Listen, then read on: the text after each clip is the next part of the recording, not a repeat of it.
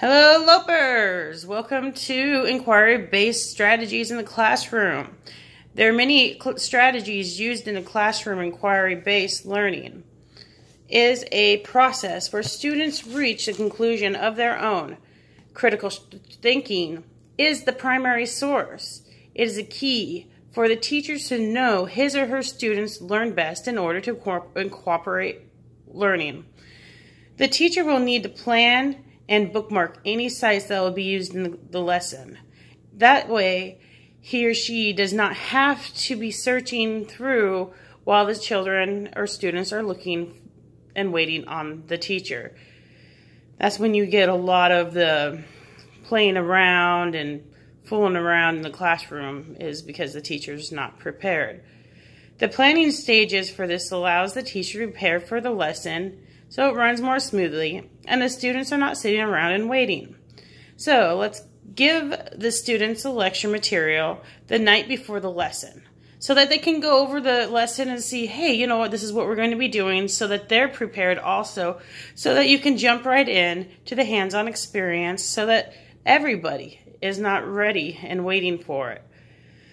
When students have questions, instead of giving them the answer, have them go research it and try to find the answers themselves, because this way they're doing the hands-on learning and they'll remember it more, instead of you just give them the answer and then 5 minutes later they're going to forget what you told them. And that's why technology in our classrooms are so important nowadays. You say, well, why don't you go look it up on your iPad? Or if you don't have time for the iPads, maybe have them turn and talk to their classroom friends, get the answer, but still have that student give you the answer. So then they're hearing the answer question and then they're giving the question.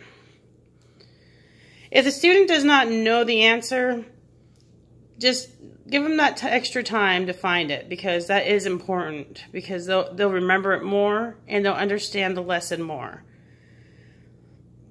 The main strategies that can be used for this type of learning are to listen to the students as they speak. Encourage them to do and ask questions.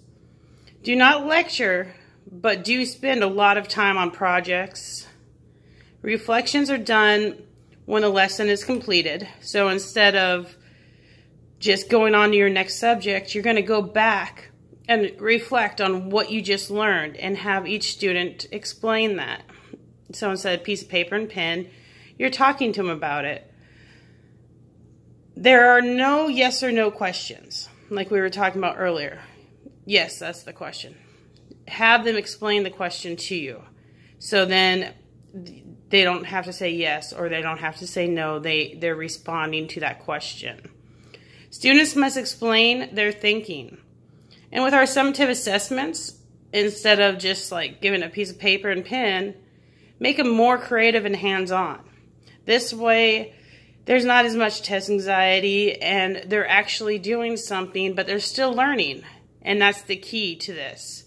So, inquiry-based learning is really good in the classroom, especially with science, where you can go into the labs and practice and get that hands-on experience that the students really need for that subject.